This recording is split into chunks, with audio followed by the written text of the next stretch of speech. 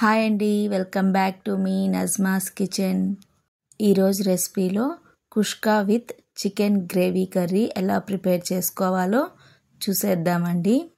Stove మీద కడాయి పెట్టుకొని 3 spoons వరకు ఆయిల్ వేసుకోవాలి. ఆయిల్ హీట్ అయ్యాక ఇందులో 4-5 లవంగాలు, 1.5 ఇంచు దాల్చిన చెక్క, అలాగే 3 ఇలాచీ వేసుకొని 1 స్పూన్ షాజీరా, 1/2 స్పూన్ వరకు సోంపు వేసుకోవాలి. అలాగే స్టార్ ఫ్లవర్, ఇంకా ఒక జాజికాయ కూడా వేసుకోండి. సోంపు ఇంకా జాజికాయ అస్సలు స్కిప్ చేయకండి. కుష్కాలో జాజికాయ ఇంకా సోంపుతోనే మంచి ఫ్లేవర్ వస్తుంది. ఇవన్నీ ఆయిల్లో కొంచెం ఫ్రై అయిన తర్వాత ఇందులో నేను 3 ఆనియన్స్ కట్ చేసి వేసుకుంటున్నాను.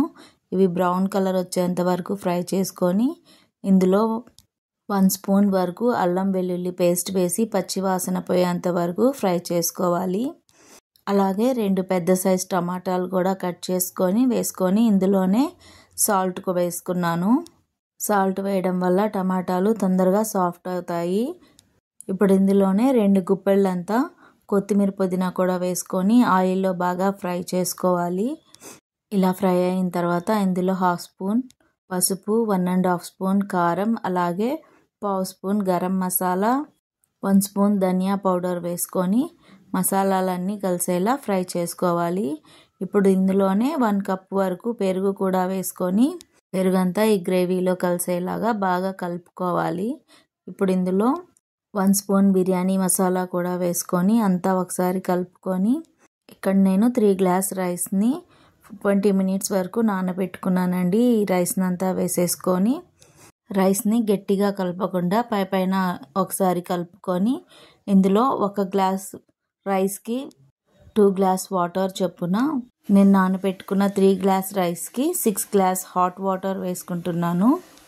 మళ్ళీ ఒకసారి రైస్ అంతా కలుపుకొని సాల్ట్ సరిపోయిందో లేదో చెక్ చేసేసుకొని మూత పెట్టేసుకొని ఒక 15 మినిట్స్ తర్వాత ఓపెన్ చేసి రైస్ అంతా ఒకసారి కలుపుకొని దమ్కి పెట్టేసుకుందామండి.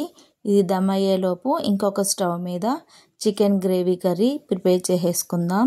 చికెన్ గ్రేవీ కర్రీ కోసం ఒక కడాయిలో 3 స్పూన్స్ వరకు ఆయిల్ వేసుకొని ఆయిల్ హీట్ అయ్యాక బిర్యానీ ఆకు, చెక్క, లవంగా, అలాగే షాజీరా, ఇలాచీ వేసుకొని ఇవన్నీ ఆయిల్లో కొంచెం ఫ్రై అయిన తర్వాత ఇక్కడ నేను 4 మీడియం సైజ్ ఆనియన్స్ని సన్నగా కట్ చేసుకొని వేసుకున్నాను.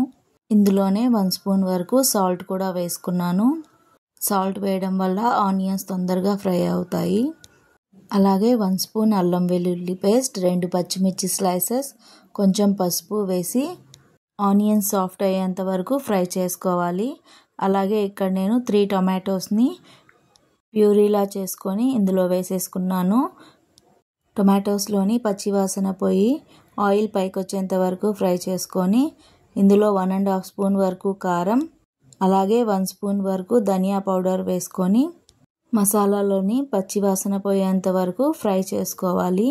చూసారు కదా, ఇలా ఆయిల్ అంతా పైకి వచ్చిన తర్వాత ఇప్పుడు ఇందులో 1 కప్ వరకు పెరుగు కూడా వేసుకొని మనం వేసుకున్న పెరుగంతా గ్రేవీలో బాగా కలిసిపోయేంత వరకు ఇలా కలుపుకొని ఇప్పుడు ఇందులో చికెన్ వేసుకోవాలండి. నేను 1.5 kg చికెన్ని మంచిగా వాష్ చేసుకొని ఇందులో ఉప్పు, కారం, పసుపు, అలాగే కొంచెం గరం మసాలా వేసుకొని కలిపి పెట్టుకున్నాను. ఈ చికెన్ అంతా ఇలా గ్రేవీలో వేసేసుకొని అంతా కలిపేసుకోవాలండి ఒకసారి చికెన్ అంతా. ఈ ప్రాసెస్ని మీడియం టు లో ఫ్లేమ్లో పెట్టుకొని కుక్ చేసుకోవాలండి. ఇలా చికెన్ అంతా కలుపుకున్న తర్వాత మూత పెట్టి మధ్య మధ్యలో కలుపుకుంటూ చికెన్లోని వాటర్ బయటికి వచ్చేంత వరకు కుక్ చేసుకోవాలండి. ఈలోపు మనం పక్కన స్టవ్ మీద పెట్టుకున్న కుష్కా కూడా దమ్ అయిపోయిందండి. చూస్తున్నారు కదా ఎంత పర్ఫెక్ట్గా కుక్ అయిందో. ఇప్పుడు స్టవ్ ఆపేసి దించేసుకుందాము. ఇంకా ఒకసారి చికెన్ కర్రీని కూడా చెక్ చేసేద్దామండి. చూడండి, చికెన్లో నుంచి వాటర్ అంతా బయటికి వచ్చేసాయి. ఇంకొకసారి మూత పెట్టి 10 మినిట్స్ కుక్ చేసుకున్న తర్వాత 1 to 1.5 గ్లాస్ వరకు వాటర్ వేసుకొని అంతా ఒకసారి కలుపుకొని మూత పెట్టేసుకొని ఆయిల్ పైకి వచ్చేంత వరకు కుక్ చేసుకోవాలి. ఇప్పుడు ఇందులో 1½ స్పూన్ వరకు చికెన్ మసాలా వేసుకుంటున్నాను. ఇది ఆప్షనల్ అండి, మీకు నచ్చితే వేసుకోండి, లేకపోతే స్కిప్ చేసేయండి. ఇప్పుడు మళ్ళీ మూత పెట్టుకొని ఒక 5 to 10 minutes కుక్ చేసుకొని చికెన్ కుక్ అయిందో లేదో చెక్ చేసుకుందామండి. చూస్తున్నారు కదా ఎంత సాఫ్ట్గా కుక్ అయిపోయిందో. ఒకసారి కట్ చేసి మరీ చూపిస్తున్నాను. చూసారు కదా చాలా సాఫ్ట్గా కుక్ అయిపోయింది. ఇంకా లాస్ట్లో కొత్తిమీర కూడా వేసేసుకొని 2 to 3 minutes సిమ్లో పెట్టుకొని స్టవ్ ఆఫ్ చేసేస్తే కుష్కాలోకి చికెన్ గ్రేవీ కర్రీ కూడా రెడీ అయిపోయింది. ఎప్పుడు బిర్యానీ తిని బోర్ కొట్టినా, లేదంటే వైట్ రైస్ కాకుండా ఇలా కుష్కా చేసుకున్నారంటే చికెన్లోకి కాంబినేషన్ చాలా బాగుంటుందండి.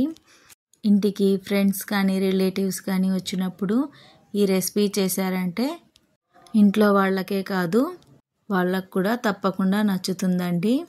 మరి మీరు కూడా నెక్స్ట్ టైం ఈ రెసిపీని ట్రై చేసి ఎలా వచ్చిందో కామెంట్ చేయండి. అలాగే మీ ఫ్రెండ్స్ అండ్ రిలేటివ్స్కి షేర్ చేసి కొత్తగా మన వీడియోస్ చూస్తున్న వాళ్ళు ఇలాంటి మరిన్ని మంచి రెసిపీస్ కోసం మన ఛానల్ నజ్మాస్ కిచెన్కి సబ్స్క్రైబ్ చేసుకోండి.